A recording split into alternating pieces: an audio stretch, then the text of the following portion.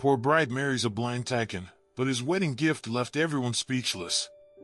The grand ballroom glittered, a spectacle of opulence that felt entirely alien to Emily. Chandeliers dripped with crystals, reflecting the nervous energy of the assembled guests. Each polished surface seemed to mock the threadbare dress she'd painstakingly altered to fit the occasion. Today, she, Emily, the girl from the wrong side of the tracks, was marrying Mr. Alistair Sterling, the blind, enigmatic tycoon. Whispers followed her every step, a chorus of disbelief and thinly veiled pity. They saw a gold digger, a desperate girl clinging to a lifeline. They didn't know the desperation etched into the lines around her eyes or the fierce determination that burned within her heart. They didn't see the weight she carried, a burden far heavier than a lifetime of poverty. What they failed to understand was the strange sense of inevitability hanging over this day, a feeling of being swept along by a tide she couldn't control, a tide that led her to this strange, blind man. She just hoped that she had done the right thing, that her decision would not hurt anyone, especially not him. And yet, amidst the spectacle and speculation, a chilling question lingered. Had she traded one form of darkness for another, or had destiny finally decided to show her a flicker of light? Alistair, with his sightless eyes, held a secret, and it was a secret that she would be made privy to, but at what cost? The wedding music swelled, announcing her entrance, and Emily took a breath, the air thin with anticipation and a touch of dread. Emily's life had been a relentless struggle. Raised in a dilapidated tenement, she'd witnessed more hardship than a child should ever bear. Her mother, a seamstress with a heart of gold but failing health, had instilled in her a fierce sense of independence and a work ethic that bordered on obsession. Her father had abandoned them years ago, leaving them with a mountain of debt and broken dreams. Every day was a battle for survival, each penny earned was meticulously accounted for, each meal a carefully rationed affair. She had been forced to drop out of school at the tender age of 14 to help her mother pay the bills, taking on any and every job she could get her hands on. She dreamed of a better life, a life where her mother would no longer have to cough herself to sleep at night, where she would not have to worry about making ends meet. Her hands bore the calluses of hard labor, a testament to the grit and determination that defined her.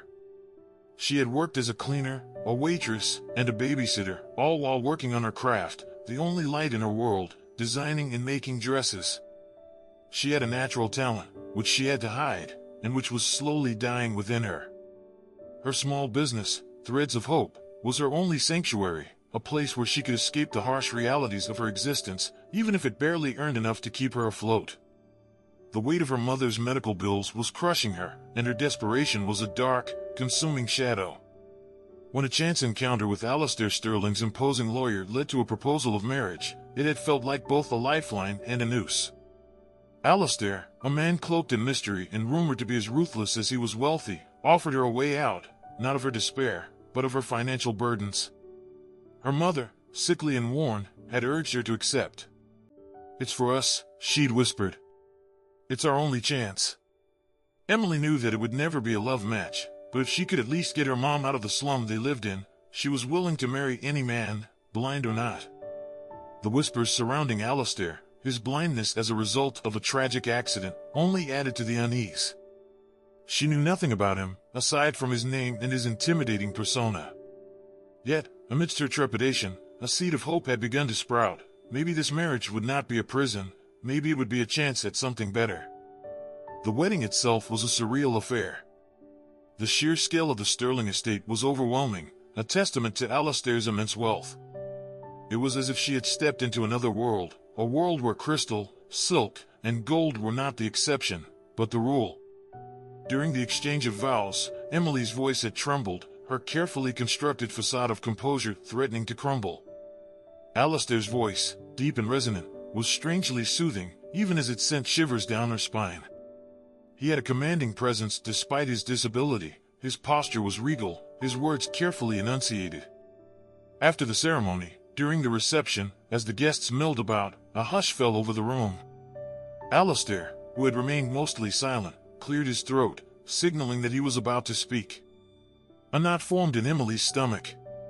She braced herself for an announcement, or maybe a cold, perfunctory greeting to his new wife. Instead, he turned towards her, a slight smile playing on his lips, and addressed her with an unusual warmth that took her completely by surprise. "My dear Emily," he began, his voice carrying across the room, "I understand that this marriage may seem unusual to most of you. But I want to assure everyone that this was not a decision made lightly and that you are not here for financial gain." A buzz of murmurs rippled through the guests, their surprise is evident in the widening of their eyes. Emily's heart pounded against her ribs. Alistair continued, "To demonstrate my sincerity and commitment to my new wife, I have a small wedding gift for her." He then gestured, and from behind a curtain, a large, ornately carved wooden chest was rolled out. The chest was old, the wood polished smooth with age, and intricately designed. It looked like something straight out of a fairy tale. The sheer size of the chest alone was enough to cause ripples of surprise and speculation among the guests.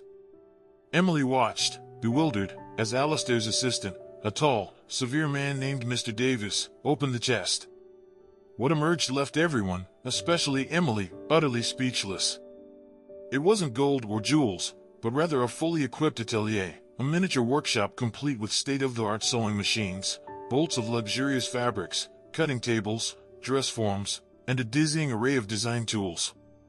The room fell silent, the only sound the soft rustle of fabrics as they were lifted from the chest. Emily's breath hitched. The gesture, so unexpected, so deeply personal, moved her to the point of tears. A small gasp escaped her lips. It was a far cry from the usual gifts of diamonds and luxury cars that the elite usually flaunted. It was her dream, in one single chest. It was a glimpse into a possible future. It was something that she had thought was completely out of reach. The wedding gift had indeed been nothing like Emily could have ever imagined. It was a statement, a demolition of Alistair's awareness, not only of her dreams but of her hidden talent as well. It was as if he had looked beyond her circumstances and seen the artist she had tried so hard to suppress. After the shock subsided, Emily was led to a secluded wing of the mansion, a space that had been completely transformed into a functional and beautiful studio. It was more magnificent than anything she could have dreamed of, far surpassing her small, cramped workspace in the tenement. The luxurious fabrics in the chest were a veritable treasure trove of materials, silks, velvets, laces, and brocades in every color imaginable. The sewing machines were of the highest quality, the lighting perfect, and the whole space was designed for efficiency and comfort. This space, Alistair explained, was hers. He insisted that she nurture her gift and that he would support her in any and every way. He told her that he had done his research and had been impressed by her creativity and resourcefulness, and he had decided to reward her talent and ambition. As days turned into weeks, Emily found herself navigating the intricacies of her new life, her new role as Alistair's wife, and the freedom to pursue her passion. Alistair, far from the cold, detached figure she had expected, was surprisingly warm and intelligent. He had an uncanny ability to sense her moods, to pick up on the subtle nuances of her emotions. They spent their evenings talking, sharing their thoughts and dreams, and building a relationship that went far beyond their arranged marriage. She learned that his blindness wasn't a source of weakness but a source of heightened awareness. He could tell her what was going on in the room without ever having seen it. He had developed his other senses, and he had become more perceptive of the human condition. They would talk about everything: politics, art, business, life. Their late-night chats were among Emily's favorite moments of the day. It was during these exchanges that she began to realize how little she knew about Alistair and how much more she wanted to know.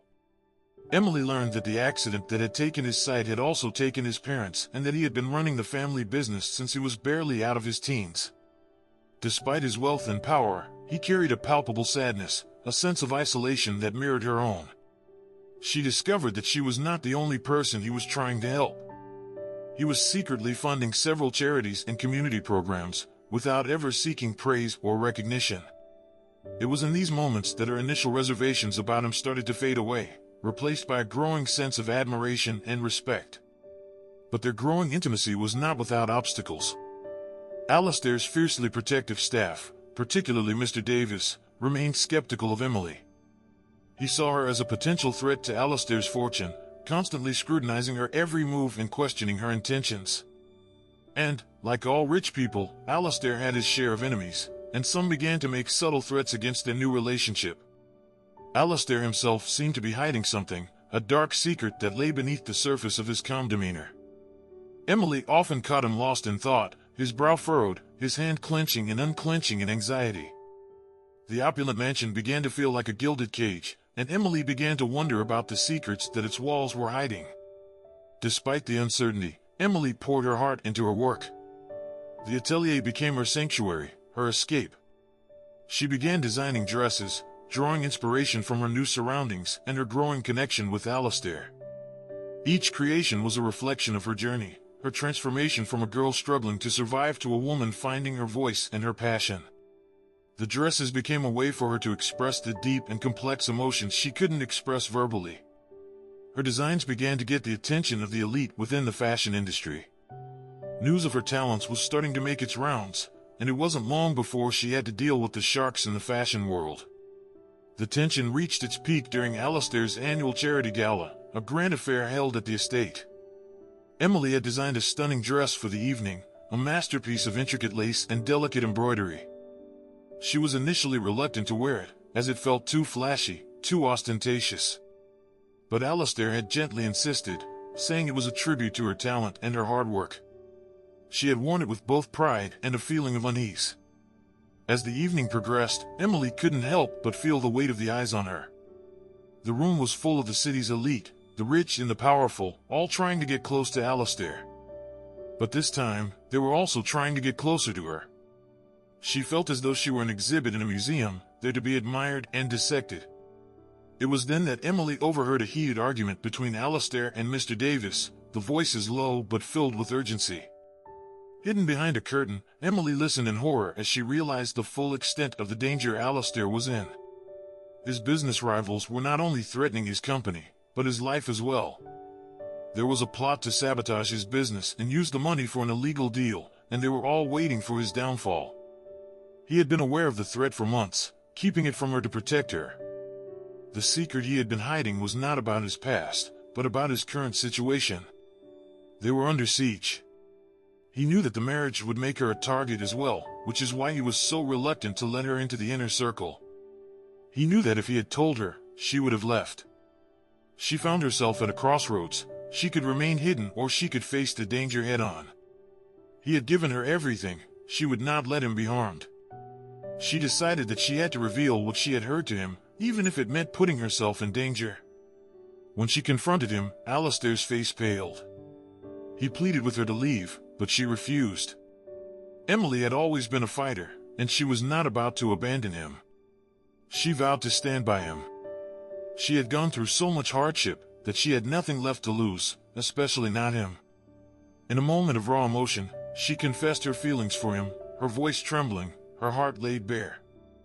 Alistair responded with equal passion, admitting that he had fallen in love with her from the moment she had walked down the aisle. It was a moment of profound connection, a culmination of weeks of building trust and vulnerability. But their moment of intimacy was interrupted when a commotion erupted at the entrance of the ballroom. Alistair's rivals, led by a ruthless businessman named Victor Thorne, had infiltrated the gala, intending to publicly humiliate Alistair. Victor stepped into the center of the room, his voice filled with cruel glee. "Alistair, a blind man running a corporation," he sneered. "You should have left it to those who can see what they're doing. You were always weak, and now you've brought a poor girl into the mix as well. What is this, some sort of charity case?" He announced that he had obtained evidence of Alistair's illegal deals, and he was determined to expose him. He had all the proof he needed to destroy his career, his reputation, and everything he had worked so hard to build. Alistair knew he was trapped, and that it was over. The crowd gasped, and it seemed like all was lost until Emily stepped forward. Her dress shimmered under the chandeliers, her eyes reflecting a fire they had never seen before. Emily's voice, strong and clear, cut through the stunned silence. She did not waver, nor did she falter. "There is a lot you do not know about my husband," she began, addressing the room with a confidence that belied her years. "And you, Mr. Thorne, know nothing of the man he is." She then revealed what she had learned from Alistair's late-night talks, exposing Thorne's manipulations and hidden dealings. Using her research skills, she had found proof of Thorne's illegal schemes, and she had managed to secure the necessary documents from one of Thorne's disgruntled employees. She had worked around the clock in the past few days to collect the necessary evidence, which she then presented to the police, who had been waiting outside for her signal. Emily did not just destroy his plan, she also destroyed him. The police entered the ballroom and arrested Victor Thorne and his accomplices. The crowd was in shock. They had expected Alistair to be defeated, but they were all wrong. Emily had not just saved her husband, she had also saved his business. Alistair, visibly moved by Emily's courage and resilience, reached out for her hand. The room felt charged with a new respect for the once despised poor bride. Alistair's staff, even Mr. Davis, watched Emily with new eyes. They saw her not as a threat, but as a partner, an equal. The crisis had solidified her position in Alistair's life. In the aftermath of the confrontation, Alistair publicly acknowledged Emily's brilliance and her indispensable role in his life. He confessed his love for her in front of all their peers. He then announced that he would be changing the name of the company to the Sterling and Threads Corporation in honor of her and that she was his equal partner. He also declared that he would be stepping down as CEO and would be giving the position to her. Emily, overwhelmed with emotion, accepted his proposal. The next morning, Alistair had arranged for Emily's mother to be moved into the mansion, where she was given the care she deserved. Their love for each other grew stronger with every passing day. The atelier became Emily's domain, a place where she continued to create breathtaking designs, her dresses becoming increasingly sought after by the elite. Emily became a beacon of hope for young, struggling artists. She also used her position to help others, donating much of her earnings to charity. But, despite her newfound wealth and success, Emily never forgot her roots. She remained grounded, her heart overflowing with gratitude for the man who had seen past her poverty and recognized her true potential. She no longer felt like a poor bride, but like a queen in her own right. Her journey had transformed her from a desperate girl clinging to a lifeline to a powerful and successful woman, loved and respected by all, her life a testament to the transformative power of love, courage, and talent. Alistair, no longer burdened by his secrets, had found peace and happiness with the woman who had stolen his heart, and who had saved his life. Their marriage became a source of inspiration for many. They remained the example that love conquers all, even in the midst of the most complicated of circumstances. And it all began with a wedding gift that had left everyone speechless.